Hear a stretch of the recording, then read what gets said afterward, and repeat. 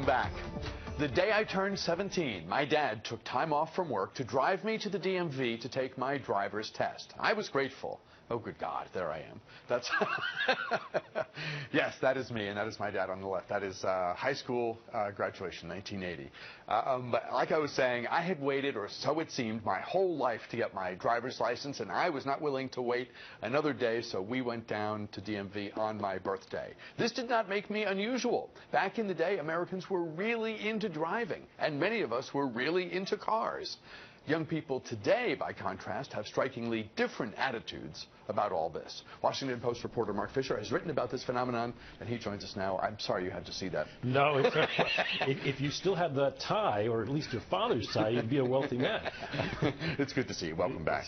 I loved your piece because I'm not the millennials. I'm not, I'm from the generation where driving meant a lot. The ability to drive. Let's talk about cars later. Just being able to drive, get behind the wheel and go somewhere was a huge thing in terms of what? Independence primarily? Well, sure. And the reason we went about doing this story about the fading of car culture in the United States was exactly what you're talking about. There was that time for generations in this country when the minute you became eligible for a driver's license, the rule was you went out and got it. Well, now that's falling away. And what got us curious about doing this story in the first place was exactly that phenomenon. A growing percentage of young Americans are delaying when they first get their license. They're delaying their first car ownership, and they're driving fewer miles per year. So what does this tell us? Well, it tells us that there are some alternatives to driving. Sure. It tells us that in this digitized world that we live in, there are fewer reasons to go out and do errands, or you don't have to do all your socializing in person. You can do a fair amount of it online. So all of that is happening. But also there's been a shift in the way we think about cars. And cars are not filled with the romance and the sense of independence and the sense of getting away from your parents. All of those things that were wrapped up in the psychology of owning a car are not so much front of mind anymore, and instead cars have become kind of utilitarian. Look at the car ads that the companies put out.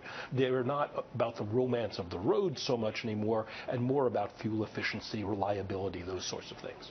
It was common, again, in the day, for people to know which car, you could look at a car and know what the make and model was without seeing the emblem, the badge, because you had committed to memory and you had sort of absorbed and soaked up who had, what styling cues were attached to which brand, and which were considered cool, to use the language of the day, and which were kind of a bust or a bomb or not groovy.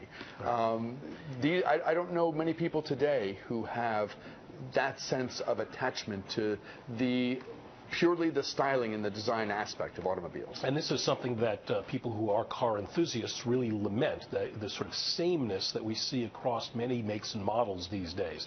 And a lot of the people in the car collecting world, in the car hobby world, look at the array of choices that are out there, and other than a few high-end things, and the Mustang has come back, that sort of thing. Other than that, there's a certain boxy sameness to cars, and that is one of the theories behind why there's less interest, because that dullness of the look of many cars today. If there is an excitement, it is about the dramatic transformation of what we don't see, the electric, the hybrid, the things that are in the pipeline, but maybe not yet common in terms of, hydrogen or driverless cars. There's remarkable and transformative technology that is exciting, particularly as we get closer to the time when we're not using fossil fuels to power our vehicles. This is all exciting and transformative.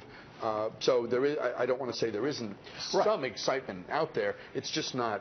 It's not what it was. It's not what it was. If you look at the popular culture, cars don't play the central role in TV shows, movies, books, and so on that they did from the 1930s through the 70s or 80s. If you have a favorite car from a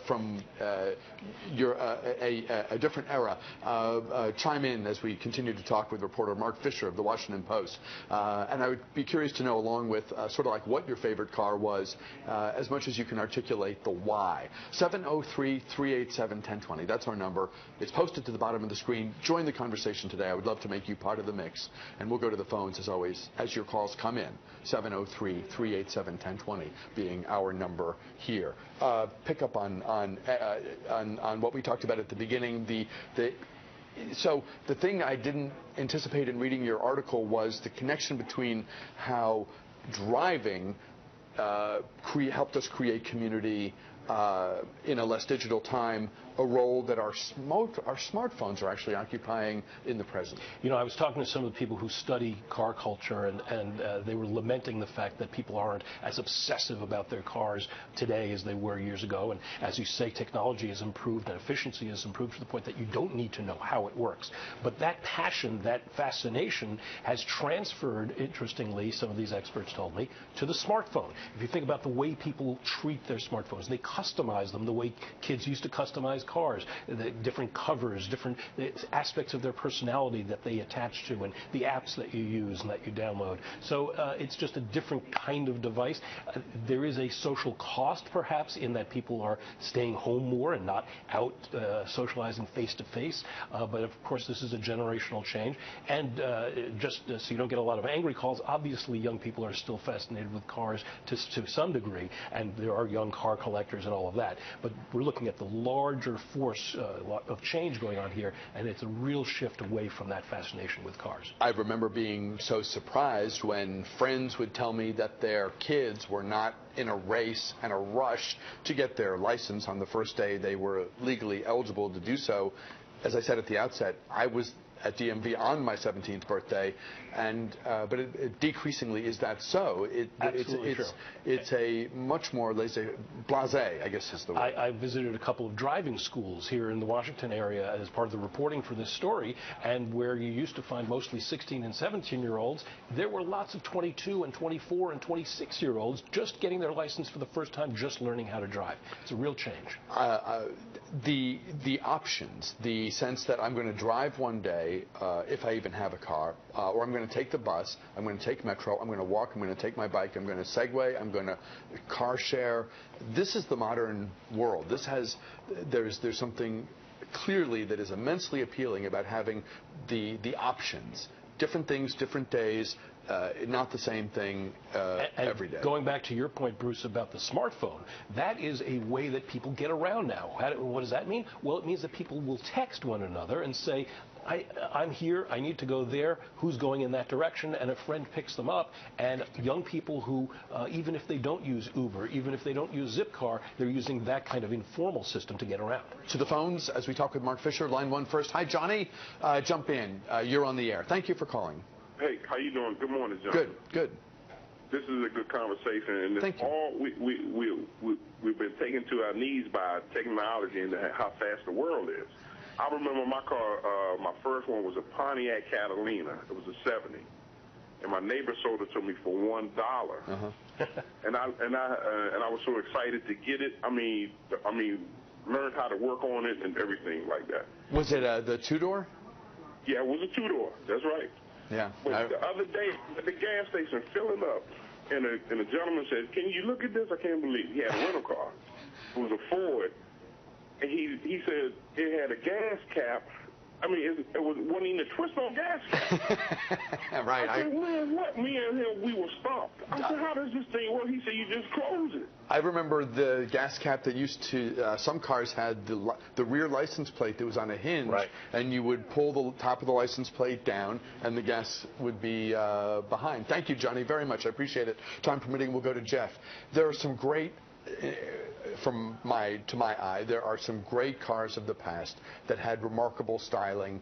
I think your article mentioned a guy buying his wife the '59 Chevy Nomad. I would get the '56. I've wondered, did you ever find yourself wondering as whether someone, why don't they bring back? I know that aerodynamically they're bad compared to today's sleek cars where the wind drag is so much less. But Do you think we'll ever see some of the great old designs, aside from the occasional Mustang? I think it's really going to be a novelty thing like the Mustang, or a very high-end thing where aesthetics plays the central role. The real impetus for sales these days is efficiency and reliability. And one of the major factors in the decline of car culture is cost.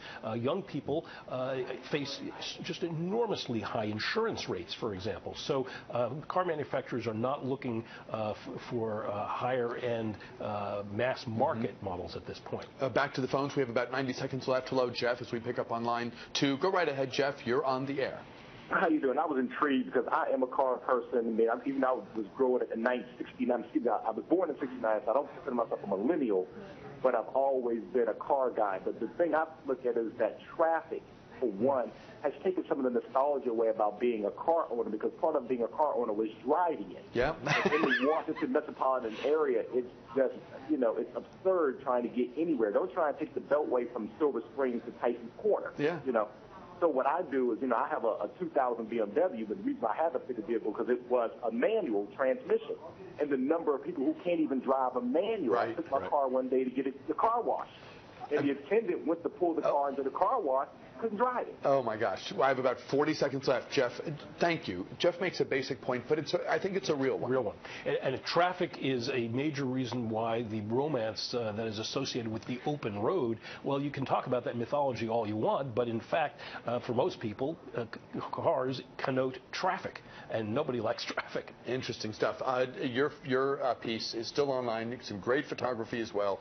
WashingtonPost.com. Mark Fisher of the Post. Thank you so much. Good luck with the upcoming move. Thank you. We appreciate your time as always. We are back with more News Talk right after this.